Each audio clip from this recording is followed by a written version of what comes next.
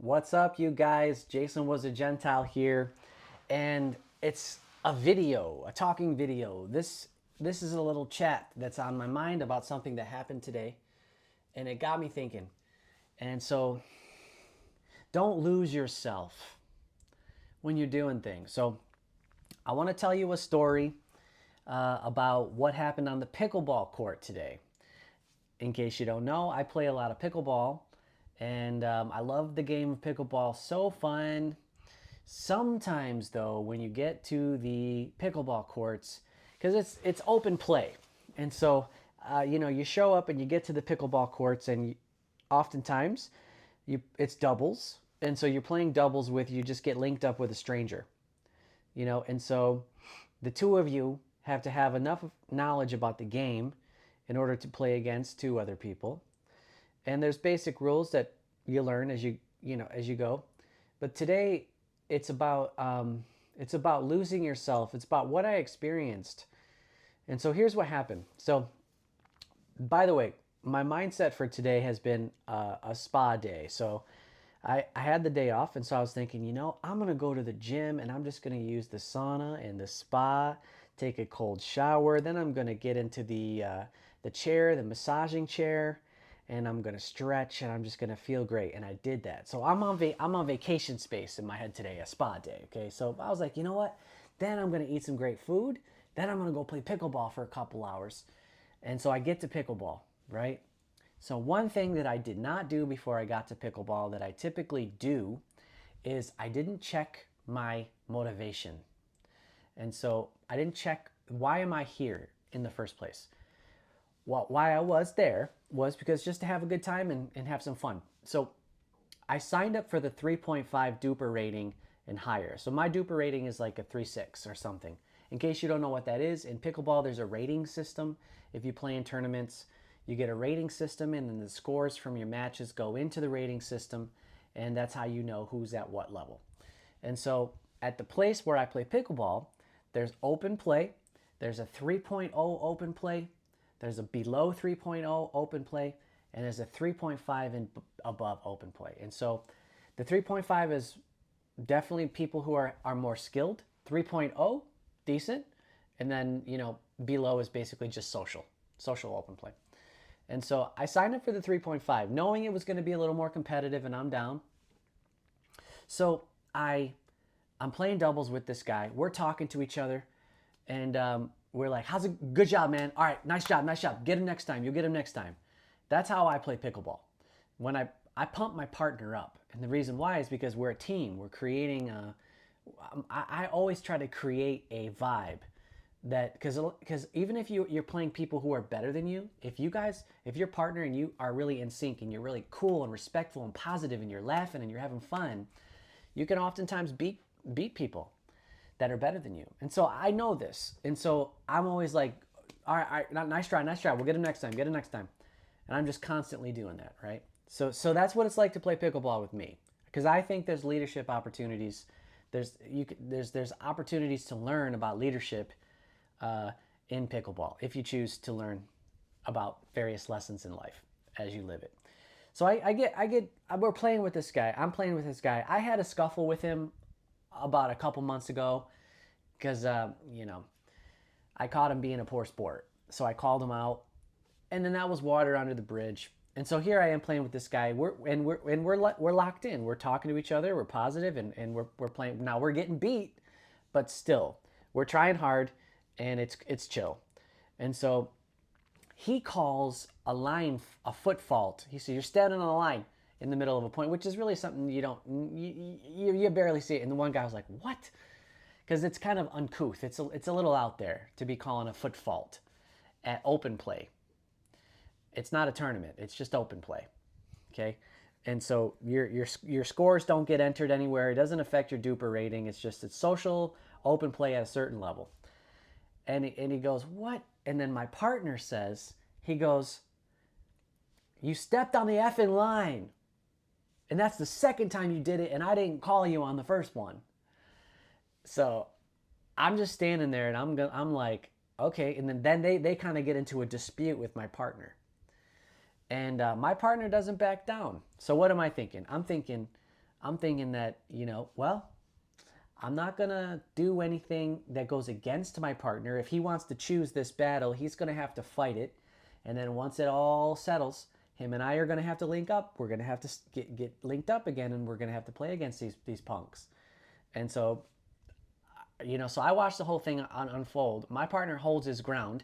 The other people say that we're playing, let's do a redo. My partner won't do a redo. And then my partner says, my doubles partner, he goes, you show me where it says in the pickleball rule book, the USPA or whatever, United States Pickleball Association, USPA rule book, that we have to do a redo when there's a foot fault. And then the other guy, then the people were playing, which is just ridiculous. Like, what are we doing? Okay, that's what he said though. That's the route he took. And then and then the guys that we were playing against, they turned to the other guys who were waiting to get into the next game, and now all of a sudden all these people are involved in this. And then my partner goes, you don't get to ask other people what they think. I called the foot fault. And so we took the point. My partner forced us to take the point because he wouldn't back down. And I don't know if something happened earlier that day between him and anybody or whatever. That was my first game of that day. And so, I don't know if there was any bad blood already. But, so then the way that the other guys responded was with anger. And one person in particular, who was like a 65-year-old dude, he's like in his early 60s. Well, he's like late 50s, early 60s, probably early 60s. The way that he responded, for the next like 6 points, what he did was, whenever it was our serve and the ball was over on their side, on his side, and he needed to hit the ball over to us, he hit the ball up into the ceiling, or hit the ball up over to the wall, so we'd have to walk over there. Or he'd hit the ball, the ball would be on the ground, he'd kick it. And it was just like, okay, my partner's in his 40s. Okay, my doubles partner's in his 40s. The guys we're playing are in their late 50s, early 60s. And I'm thinking to myself, all right, this is an opportunity. This is as it's all happening, I'm thinking this is like a golden opportunity for me, because there's conflict happening all around me. And this guy across the court, he's acting like a child, hitting the ball in anger. My partner's being a jerk. It's like, what are we, all three of these guys are just like out of line, just losing themselves. And I'm standing here thinking, okay, well, I'm still going to link up with my partner and try to win this game, because I'm just here to have a good time and play hard. That's it. I don't care enough to squabble over the points. I don't care enough to squabble over whether it was a foot fault. And, I'm just going to try hard. That's what I'm here for. Try hard, have some fun, and try to win. If I win, cool. If not, I'm not getting mad. If I miss a shot, I'm not getting mad. I'm thinking to myself, this is a golden opportunity for me to try and not have any of this affect my game. And I was successful in that. But it just, we lost the game. We ended up losing the game in a tight race. And then, as you walk up at the end of the game, everybody walks up and like taps paddles. That's like a sportsmanship thing. And I was expecting there to be some sort of verbal altercation. Probably not a physical altercation, but a verbal altercation. It didn't happen. And then I played a couple more games with this group, this 3.5 rating group. And, what I noticed was none of them really were able to, communicate with each other and create a vibe, and it just was a real negative experience. And so what's the moral of the story here? The moral of the story is, don't lose yourself in your activities, whatever your activities are. And if you lose yourself, okay, live and fight another day. Because there's been times in the past when I had lost my temper on the pickleball court. But then I got to a point to where I said, I don't want to be a poor sport. I don't want to lose my temper ever.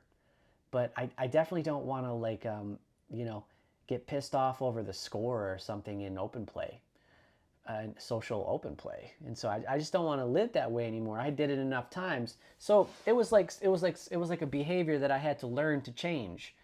And So there's that, so that's just something that I want to share with you. Like even grown men in their 50s and 60s are still behaving this way. And so don't expect, if you're young and you're listening to this story, this talk, don't expect that when you get older, everything's just going to fall in line and people aren't going to behave how they do in their 20s. Because people in their 50s and 60s do behave the way 20-year-olds behave. They do. Wisdom doesn't come with age. Wisdom is something that you acquire. Self-control is something that you acquire, that you have to work at. And so, moral of the story is, you're out there in the world, me included, we're out there in the world, we're living our lives, and there's opportunities around every corner to continue to develop emotional intelligence, to be able to control your emotions. None of these guys were able to control their emotions in the moment, right? They all lost control of their emotions, which is a sign of weakness. Also, they were all out of line to a certain extent over this stupid thing, stupid stuff. They were all out of line, so they were all real disrespectful towards each other. And none of them, besides one, none of them that I played with today were able to. None of them showed leadership skills. They're all just out here at the Olympics trying to be an Olympic pickleball player. And I think as I reflect upon it, that's not what I want for myself. And I just wanted to share this story with you. Don't lose yourself as you engage in various activities throughout the day. Know where you stand. Know where your foundation is, where your baseline is. Things that there are just some things I won't do. And for me, it's one of those things these days is be a poor sport. I won't be a poor sport. I just won't do it because that's a reflection upon my character. And so I issue the same thing to you. Are there things that you're working on? Are there times in your life throughout the day or the week where you've lost yourself? You've lost your temper. You've treated people poorly, or you just you got off kilter with where your moral foundation is. What is your moral foundation? What do you believe to be? What is it? For me, one of those things is I will not be a poor sport. I just won't do it. I won't play if I'm out of here if it ends up that way. But my goal really is to control my emotions and to be able to have things happen and to not get this big emotional response and an action. So you get your emotional response, but then there's a choice as to whether or not that emotion is going to trigger an action. It's all right if you're in turmoil and you're inner turmoil and you're wrestling something in the moment. But as soon as you start acting out of line, and as soon as you start acting like a poor sport and acting disrespectful towards people, that's a whole nother thing. That's an action. So it's all right to wrestle with things. But wrestle with things, and what for me anyway in the pickleball, what it's been doing for years, a year and a half anyways, is there's skills and characteristic traits that I'm learning through engaging in competition with other men. And those skills that I'm picking up, leadership skills, emotional regulation, practicing stoicism, good sportsmanship, being able to be around things that are chaotic and happening around me and me not being affected, these things are transferable skills to other areas of my life, to the workplace, to my friendships, dealing with my family, dealing with my friends, and my marriage. It's just all gravy. And so count it as a blessing to be able to be around it. Also count it as a win if you're able to be unaffected and not participate in poor sportsmanship when you're on the receiving end of poor sportsmanship. All right, this is my story. I hope this was really helpful, and I'll see you on the next one.